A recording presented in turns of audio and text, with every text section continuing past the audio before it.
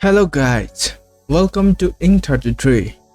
This channel contains the spoilers of that time I got reincarnated as a slime. If you have not watched the previous episode, Rimuru vs Yuuki part 2, the link is down below.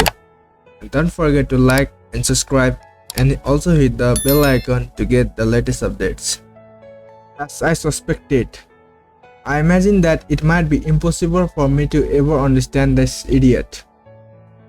I can't comprehend something like him wanting to destroy the world just because of the misfortunes he experienced when he was young. Experiencing misfortunes and accidents, that isn't exclusively just Yuki's story alone. Not everyone lived happily.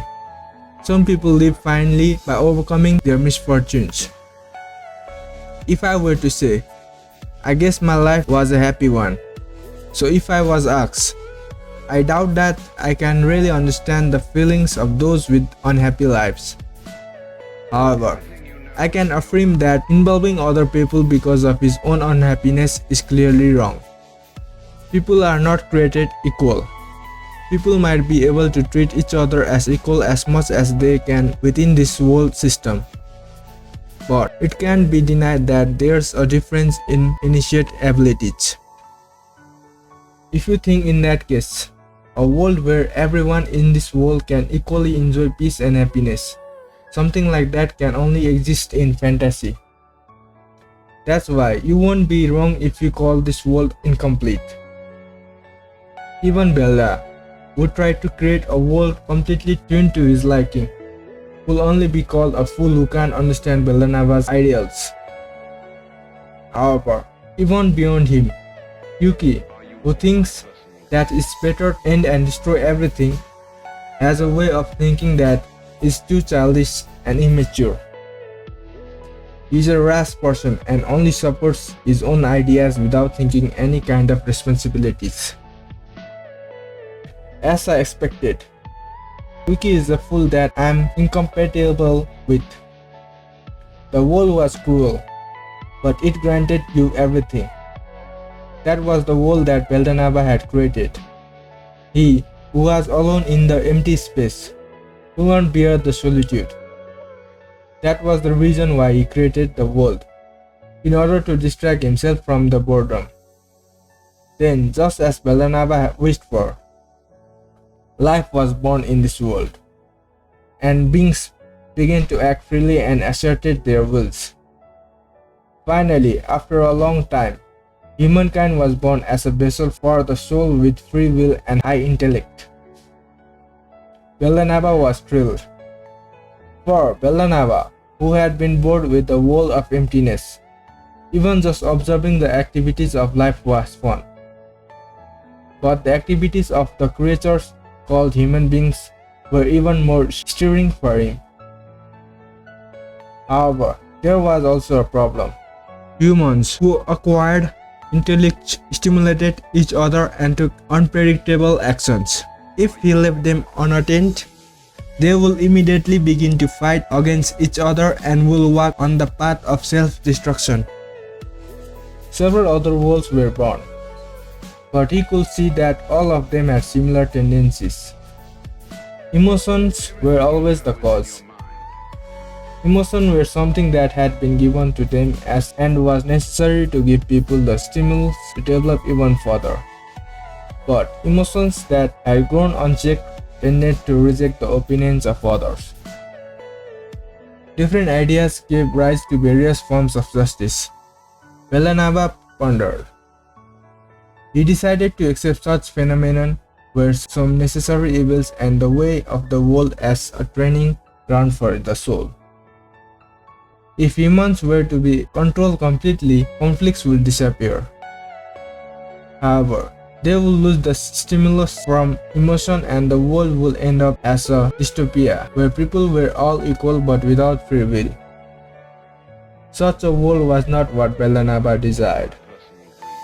After that, he experimented many times and tried to develop humans into the direction that he hoped for.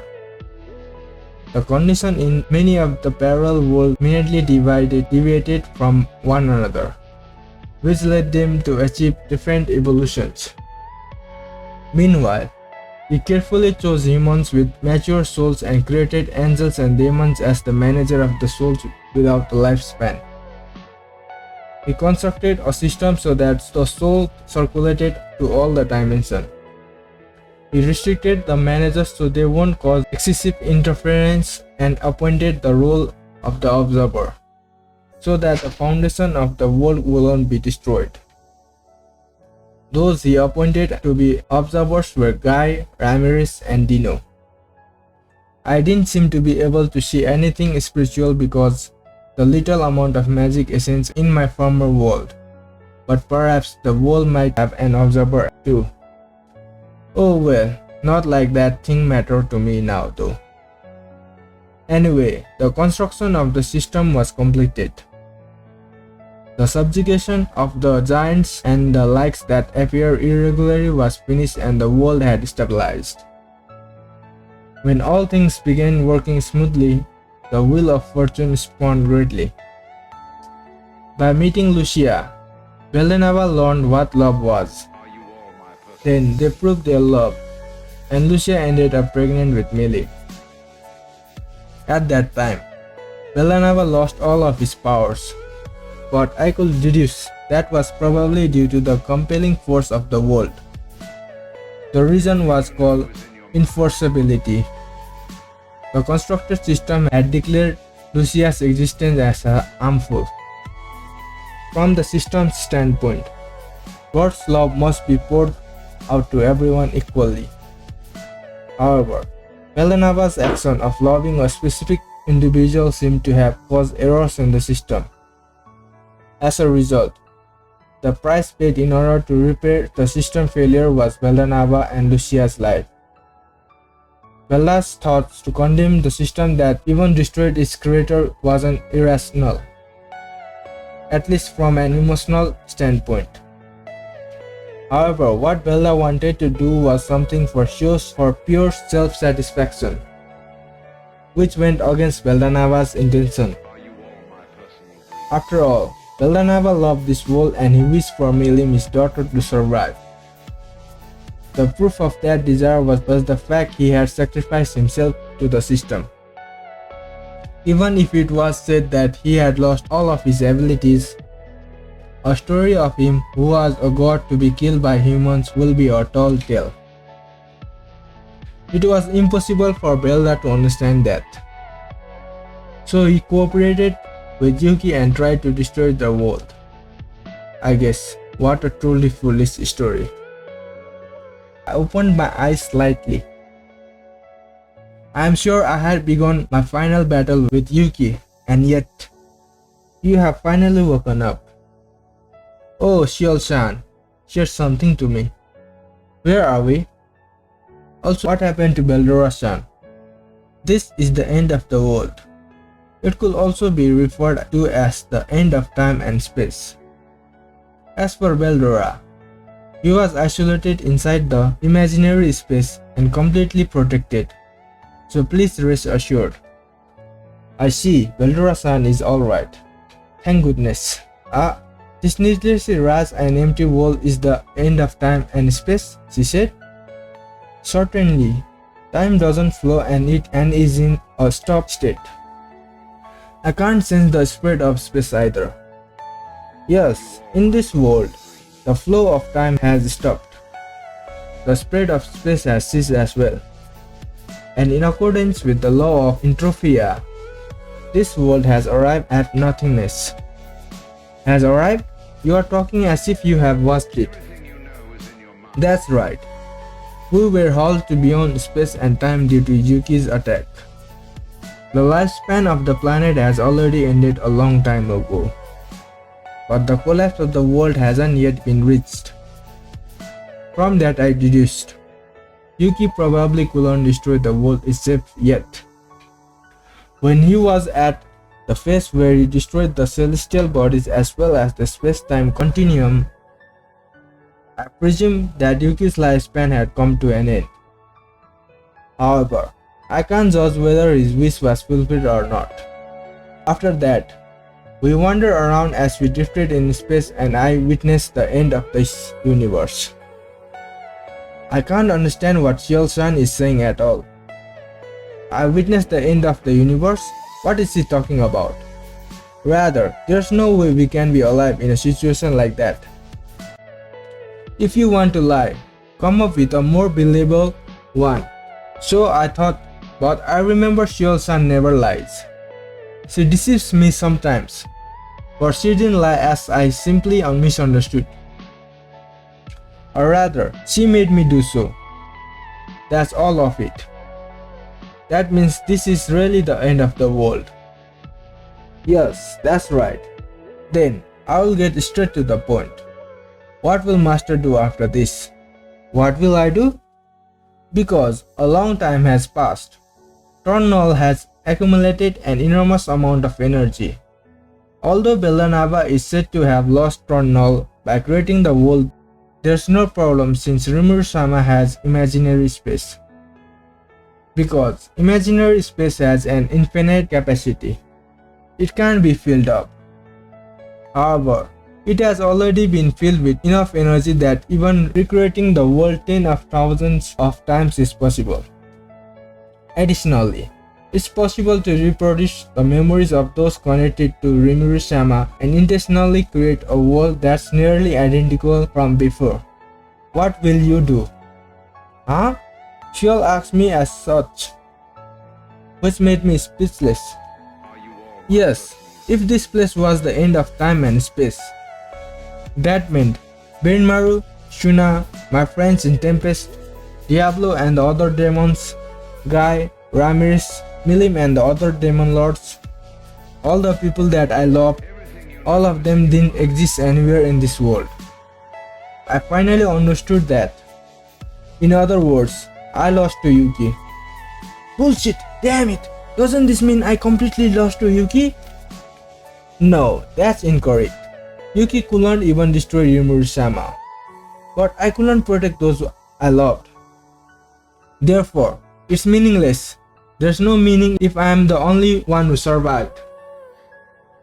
Even if I can recreate nearly the same memories and even if their DNA is exactly the same, can I really say that they are them? Can I interact with them in the same way as always if I created them with my own hands? Damn it, shit! Those things like that will just be fakes, no matter what the excuses are. I have lost to Yuuki. Rationally, Shiel seemed to think that I should create a new world without a hat-trick like Yuuki in it. That certainly will be a good choice. It could be said that there were no problems with that. However, that wouldn't satisfy my heart. Reviving my dead friends as fakes just to heal my loneliness, she said, I'd rather die than stop solo as to do something like that. I'm aware that I'm selfish.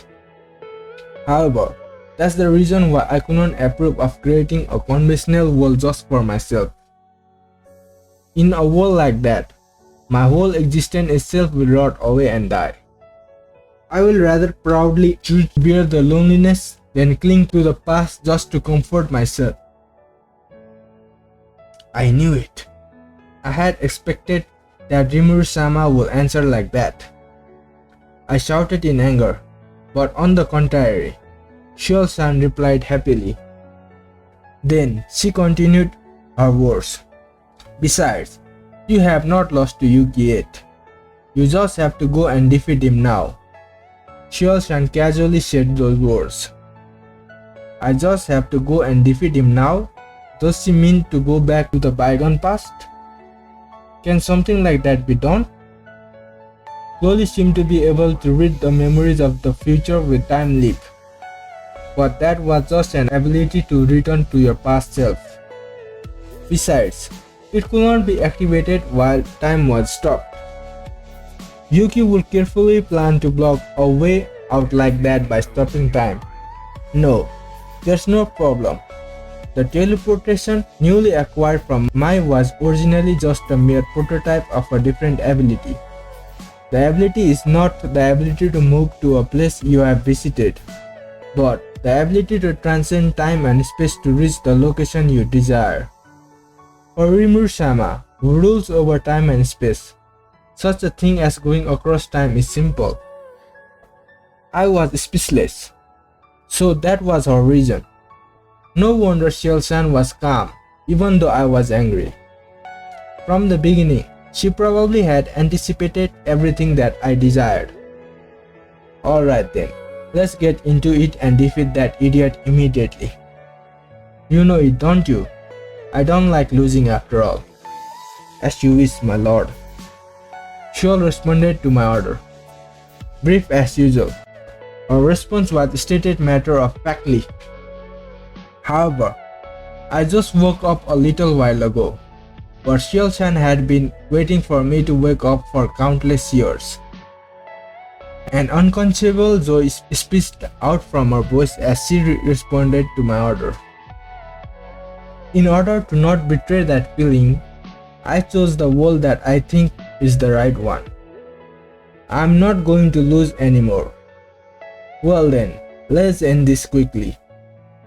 At the same time I thought so, I used time warp and warped to the past.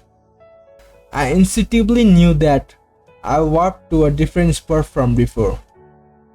At the same time, I noticed that a mass of energy that seemed to be able to destroy the world was approaching toward my direction.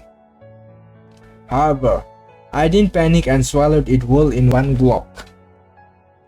It was surprisingly delicious. I seemed to have recovered the energy consumed by time warp. Who are you? It was probably a surprised shout from Yuuki, who stood behind me. Even though I was planning to return at the same time as my disappearance, it seemed that just a little bit of time had passed. Well, it could be said that I arrived at the perfect time. It could not be called as calculation error, even if it was my first time using it. In addition to my perfect timing, nobody seemed to be hurt. Rimuru, is that you? A beautiful woman with rainbow color hair timidly asked me. Back at ya, who are you? I was about to say that impulsively. However, I realized that person might be Ramirez from her atmosphere and slightly foolish look. Ramirez, is that you? You have grown up. Stupid. You made us so worried, you know? That's right. To hire just to scare us. There's a limit for a prank. Even I believe that you had been oral to the future since your presence had completely gone from the world, you know? You easily went and nullified our greatest attacks. Besides, what with that appearance? Haven't you also grown up? Although not much time had passed, my disappearance seemed to have caused them to be worried. And apparently, the energy that I had eaten just now seemed to be full power attacks unleashed by Guy and everyone else towards Yuuki. I felt I did a bad thing, but I didn't think it was a big deal since their attacks of that level will only strengthen Yuuki anyway. More importantly, what does Guy mean about my appearance? I thought so and looked at my own appearance, and it seemed my appearance grew into that of an adult. However, since I had neither breast nor a son, I will have to say this changes has no meaning. Shiel-san seemed to have continued to create energy the whole time, so I guess this might be the effect of that. Oh well, don't sweat the small stuff. The fight isn't over yet, and I will put an end to Yuuki. So you guys just need to wait for a bit. I said so and turned to face Yuuki. Without saying anything, Guy sheathed his sword and folded his hands. Guy, no matter how you look at it, I don't think that Rimuru will lose. This is surely a checkmate. Guy answered while shrugging his shoulders to Ramirez, whose side directed on him. Like I said before, saying something like that is a flag, but There seemed to be no room for a flag in that. Ramirez muttered so. Afterwards, she murmured in a small voice, "Even though I have returned to my long-awaited original form, this is completely meaningless, isn't it?" And looked a bit pitiful. It seemed I had to cheer her up later. Diablo looked very pleased, as if to say that it was natural for him to believe I would return. He looked at me with an ecstatic expression, but I wondered if I could return to my former form without any problem. I was a little bit worried. Chloe looked like she was about to cry, but just like Guy, she shaded her sword and began to watch me. I guess they put their trust in me. Leave it to me. I won't let you guys down. I received everyone's feeling on my back and pointed my katana at Yuuki. "Well, let's finish this. I have accompanied you in your foolish game for some time, but it's time for the game to end, don't you think?" "Impossible! Rimuru-san, I should have sent you to the end of time and space without fail." Yuuki began to shout with bloodshot eyes, as if he didn't want to accept it. I could understand that feeling. However, he just faced the wrong opponent. If he fought someone else other than me, his eyes might have looked triumphant. "Yeah, you have sent me there. I fell for your plan because my partner was engrossed in the analysis of the primitive magic. Oh well, your plan was very impressive, but unfortunately, it's useless against me." I told Yuuki that as if it was nothing. "It upsets me that you said it's my fault you fell into his plan. However, it's true that I had interest in primitive magic.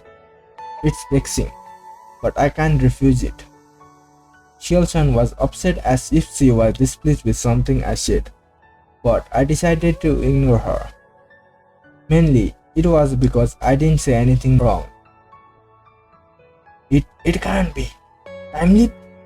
Moreover, it's perfected form, to the place you desire, even from the end of time and space. Impossible. A person who can do something absurd like that should have not existed. Doesn't this make you just like a supreme deity?" Yuuki kept on muttering like that. I could see from his appearance that he absolutely won't accept the reality. Then, suddenly, he came slashing toward me, with all his power in his sword. I didn't dodge his slash, but quietly thrust my left hand forward and struck his sword. The blade, which is swung down at an extreme speed, was caught between my thumb and index finger, and its momentum stopped completely. I glanced at the shocked Yuuki and delivered a light kick to him. Having received a kick directly, Yuuki lost his grip on his sword, fell on our shore, and was blown away. He will survive, but he will lose the majority of his fighting strength. That's because I extracted the negative energy from Tornal that jammed life support and merged it into my kick. After having a fit of violent collapse, Yuuki looked up to me with a dumbfounded expression. "You! Who the hell are you?" Yuuki shouted at me with the emotions of shock and agitation. As I heard him, I laughed. Yuki's silliness is too damn funny. Yuuki is too ignorant to a fault. I can only laugh. Mikami Satoru, Rimuru Tempest, or perhaps I can be called Veldanaba. Me, who am I? Isn't that obvious? My name is a flash. A torrent of dazzling lights filled the surroundings. Then, omnipotent dark-colored demonic aura poured out from my body as if to swallow the lights. The torrent of lights gently warped Ramirez, Milim, and my other friends. The lights healed all their injuries and protected everyone from that ominous dark-colored demonic aura. As for those who weren't protected by the lights, speaking of Yuuki, Stop! Go away! The world! I will! Yuuki seemed to have resisted it with everything he had, but his body was eroded away without him able to do anything to stop it. Give up. You have gone too far, Yuuki. If you do bad things, you will need to reflect on your actions, right? At least, you should repent about it. Repent for your foolishness and immaturity while inside my imaginary space. That's all I allow you to do. I emotionlessly declared. Yuuki was trying to struggle until the end, but everything ended in vain. It seemed he had transferred all of his abilities to Beldora's sword. I guess there was nothing he could do now. No, don't lock me in here. This is like this, I will. Yuuki, you are really being a problem child until the end. You know, I wonder if this is because I could not guide you completely. Sensei? I see. Sensei is also in here? Yes, I am. I will also reflect together with you. I will never abandon you. I understand. Just where did I go? With those words as his last, Yuuki's consciousness completely disappeared. I closed the imaginary space. Escaping from it was impossible until I died. Or even after I died. You will never be freed. In the first place, I doubt I still have lifespan. However, the one who conversed with Yuuki at the end was. If so, this was not a punishment for him. This might be an unexpected salvation for Yuuki. I thought like that, as if I was immersing myself in sentiments. Thus, the final battle was over with my victory.